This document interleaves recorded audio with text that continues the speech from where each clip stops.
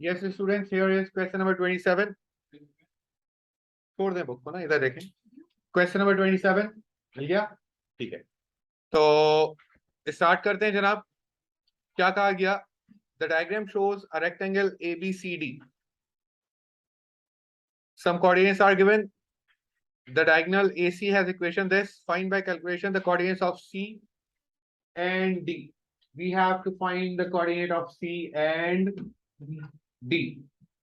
देखते हैं जनाब कैसे आएंगे coordinate of C and D. याद रखिएगा, अगर हमें सबसे पहले मैं C को फोकस कर रहा हूं, अगर हमें C के कोऑर्डिनेट्स निकालने, डायग्राम पे डिफरेंट लाइंस नजर आ रही हैं, बहुत सारी लाइंस नजर आ रही हैं, AD, AC, AB, BC, CD, DA, बहुत सारी लाइंस है.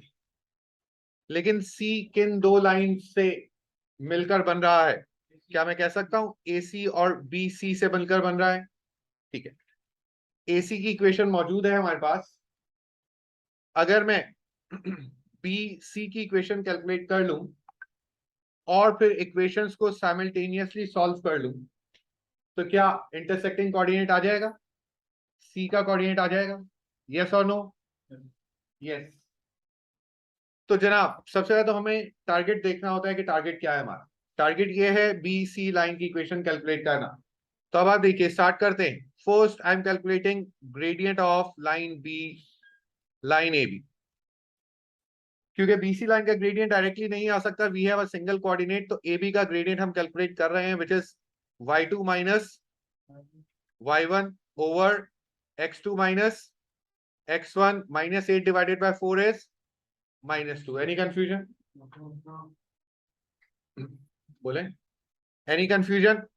इस लाइन का ग्रेडियंट आ गया हमारे पास -2. तो जनाब it is a rectangle. Rectangle पर 90 डिग्रीज बनते हैं कॉर्नर्स पर, तो इसका ग्रेडियंट क्या हो जाएगा?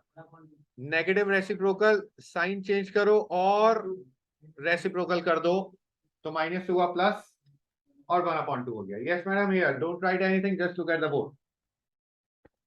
ग्रेडियंट आ गया, कोऑर्डिनेट मौजूद है B का. Now by using the formula y minus y1 equals to mx minus x1. Equation of the line का formula y minus what is y1, B के कोऑर्डिनेट्स यूज कर रहे हैं 0, इक्वल्स टू ग्रेडियंट कितना है? हाफ. x माइनस x1 कितना है? 4.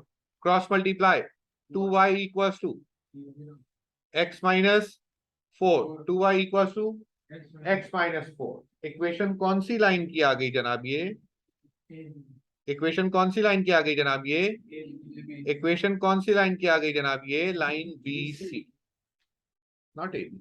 हमने कोऑर्डिनेट, हमने ग्रेडियंट किसका यूज किया? BC लाइन का यूज किया, तो उसी लाइन की इक्वेशन आएगी. ऐसा ही है ना.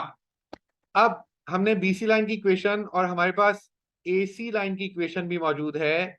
8y equals, sorry, plus 8y plus x equals to 64. अगर हम इन दोनों को साइमल्टेनियसली सॉल्व कर लें, तो क्या हमारे पास C के कोऑर्डिनेट्स आ जाएंगे? क्या बोल रहे हैं? y equal to mx plus C. हाँ बिल्कुल बिल्कुल, वही कर रहे हैं हम, वही कर रहे हैं. वो बेसिकली सब्स्टिट्यूशन लॉ है. यहां से अब मैं x की वैल्यू कैलकुलेट कर रहा हूं. कितनी आई जनाब? 64 माइनस 8y. अगर y अकेला होता तो मैं y कैलकुलेट कर लूं, कोई प्रॉब्लम नहीं. सब्स्टिट्यूशन मेथड आप बता रहे हैं, ठीक है. x की वैल्यू को यहां रखेंगे, so 2y equals to 64 minus 8y minus 4. 8y इधर जाएगा तो 10y इक्वल्स टू 64 माइनस 4 60. तो y की वैल्यू क्या आ गई? 6. तो देयरफॉर x की वैल्यू क्या जनरेट हुई? यहां पर अगर हम रखते हैं 64 माइनस 8 6 64 माइनस 48.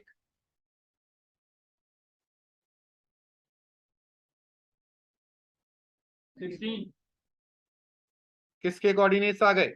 C के कोऑर्डिनेट्स आ गए 6, 16. C के कोऑर्डिनेट्स आ गए 6, 16. सॉरी 16,6. 16,6. नाउ जनाब, सी के कोऑर्डिनेट्स जब आ गए हमारे पास, अब हमें डी के कोऑर्डिनेट्स निकालने हैं. हम कह रहे हैं लेट्स से डी के कोऑर्डिनेट्स ए बी है.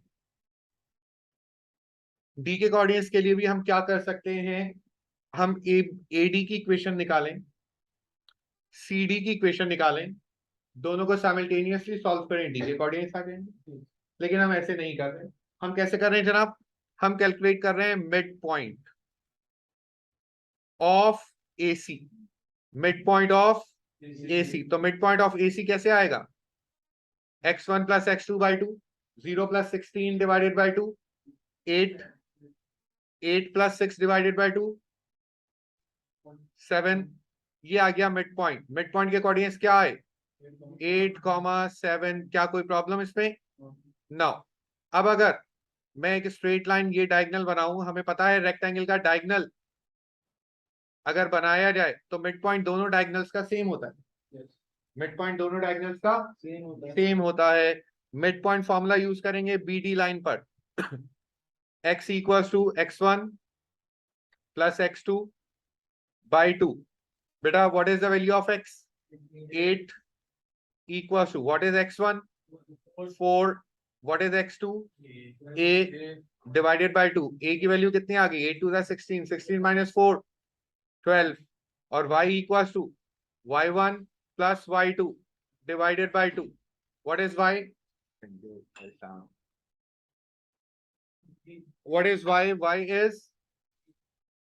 Y is 7 equals to what is y1? Y1 is 0. What is y2? It is b divided by 2. What is the value of b? 14. तो पता चला d के कोऑर्डिनेट्स क्या आ गए जनाब, 12, 14. Any confusion? Any confusion? Is this clear? That's great. The point A has coordinate this and B has coordinate this. Perpendicular bisector AB का जो है वो x और y एक्सिस को इंटरसेक्ट कर रहा है CD से. CD की लेंथ निकाली. हमारा काम क्या है, परपेंडिकुलर बाइसेक्टर जो CD x और y एक्सिस को टकरा रहा है C और D से, वो C और D की लेंथ हमें कैलकुलेट करनी है. तो अब सुनिए, अभी मैं डायग्राम नहीं बना रहा, पहले मैं परपेंडिकुलर बाइसेक्टर की इक्वेशन कैलकुलेट कर रहा हूं. सही है. और परपेंडिकुलर बाइसेक्टर की इक्वेशन, इसके लिए अगर मैं डायग्राम बनाऊं ऐसे ही सिर्फ, ये रहा perpendicular bisector, this is A and this is B. तो अब आप देखिए परपेंडिकुलर बाइसेक्टर की इक्वेशन कैसे बनती है. पहले मिड पॉइंट निकालना होगा हमें ए बी का. पहले ए बी का मिड पॉइंट निकालना होगा. ए के कोऑर्डिनेट्स मौजूद हैं. तो मिड पॉइंट अगर हमें कैलकुलेट करना हुआ तो बेटा क्या हो जाएगा, x1 प्लस x2. 7 माइनस 1 कितना हुआ, 6 डिवाइडेड बाई 2 कितना हुआ, 3. y1 कितना है, -5 प्लस 1 -4 डिवाइडेड बाई 2 कितना हुआ, -2. मिड पॉइंट के कोऑर्डिनेट्स आ गए. ग्रेडियंट ऑफ ए बी निकालना होगा अब हमें. Gradient of A B, y2 minus y1 over x2 minus x1. 5 plus 1 6, 7 plus 1 8. Answer क्या आया, 2 3 6, 2 4 8. It means mid point 3 minus 2 और gradient of perpendicular bisector is -4/3. Equation बनाते हैं, y minus y1 equal to m x minus x1. Now 3 cross multiply 3y plus 6 equals to minus 4x plus 12. 3y equals to minus 4x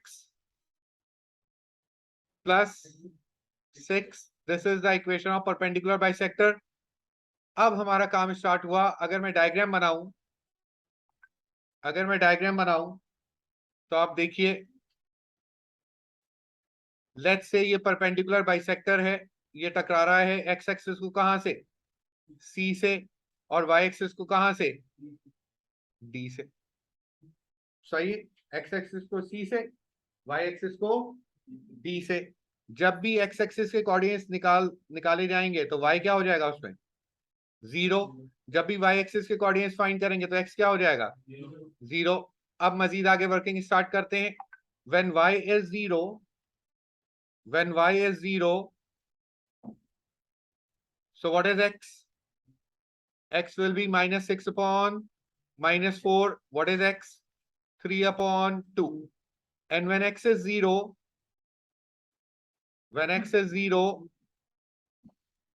so y will be 2. इसका मतलब क्या हुआ, x के coordinate क्या आ गए 3 upon 2 और y के coordinates क्या आ गए 2। बात समझ में आ रही है?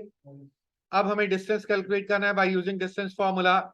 द डिस्टेंस ऑफ सीडीज देखिएगा इधर, y2 माइनस y1 का होल स्क्वायर, 0 माइनस 2 का whole square, plus x2 minus x1, 3 upon 2 minus 0 का whole square. So it will be under root 4 plus 9 upon 4, LCM लिया 4 4 16, 16 प्लस 9 25, 25 का अंडर रूट 5, नीचे 4 आया उसका under root 2। This is the length CD. Any confusion? Question of 6 marks. Now the line this meets the x-axis at P and y-axis at Q.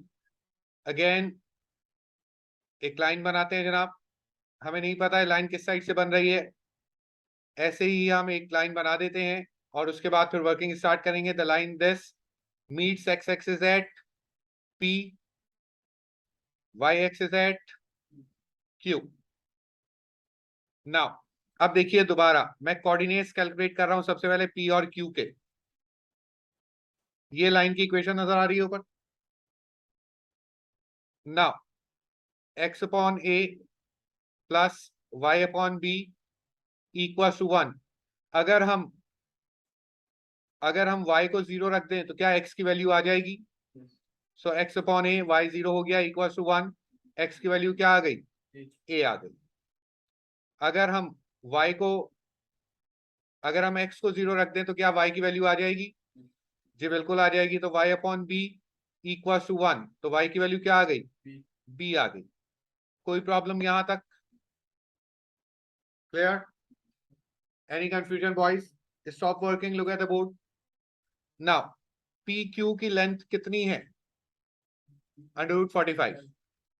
अब अगर मैं PQ की length equal to under root 45 है, अगर मैं PQ की length calculate कर लूं by using distance formula y2 minus y1, अभी आगे मैंने क्वेश्चन पढ़ा भी नहीं, plus x2 minus x1 equal to under root 45, root से रूट कैंसिल हुआ, b square plus a square equal to under root 45। क्या यहां तक कोई problem? Sorry, equal to 45 only, equal to 45। Now क्या यहां तक कोई प्रॉब्लम ना? आगे देखिए कंडीशन क्या है, gradient of the line PQ का ग्रेडियंट जो है वो माइनस हाफ है। Gradient of PQ is minus half. Basically हमें क्या करना है, ए और बी की वैल्यूज कैलकुलेट करनी है, तो हमारे पास दो कंडीशंस होना चाहिए। दो कंडीशन से दो इक्वेशंस बनेंगी और दोनों साइमल्टेनियसली सॉल्व होंगी तो ए और बी की वैल्यू आ जाएगी। तो यहाँ पर देखिए अब आप दूसरी कंडीशन ग्रेडियंट की इन लोगों ने दे दी है, y2 minus y1, 0 minus B over x2 minus x1, a minus 0 equal to minus half. क्या हो गया भाई, minus B over a equal to minus half, minus minus cancel out, 2b equal to a। कोई problem? a की value किसके बराबर है 2b के इक्वल, यहां रख दीजिए। तो देयरफॉर साइमल्टेनियसली सॉल्व करने के लिए b स्क्वायर प्लस, अगर a की जगह 2b रख दूं तो ये क्या हो जाएगा 4b square equal to 45, and b square equal to 45 divided by 5 कितना हो गया 9, and b equal to 3। Plus minus 3 क्यों नहीं, अंडर रूट से बाहर निकलेगा तो प्लस माइनस आएगा, लेकिन क्वेश्चन में लिखा हुआ है A and B are positive constants. अगर नहीं लिखा होता तो दोनों वैल्यूज निकालना पड़ती, दोनों लिखते। नहीं लिखा, पॉजिटिव कांस्टेंट बोल दिया तो सिर्फ पॉजिटिव लिखेंगे। सही? क्या कह रहे हैं जादू से? नाउ B3 रख देंगे यहाँ पर, तो ए क्या आ जाएगा, ए क्या आ जाएगा 6, ए 6 आ गया, बी 3 आ गया। बेटा ये कितना हो गया 5b स्क्वायर, 45 डिवाइडेड बाय 5 9। कैसा सही? So these are the values of A and B, question of 5 marks. It is again not a difficult question. Yes. फिर बोलें?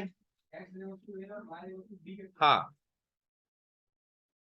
P के कोऑर्डिनेट्स अगर मुझे निकालने होंगे तो Y क्या हो जाएगा 0।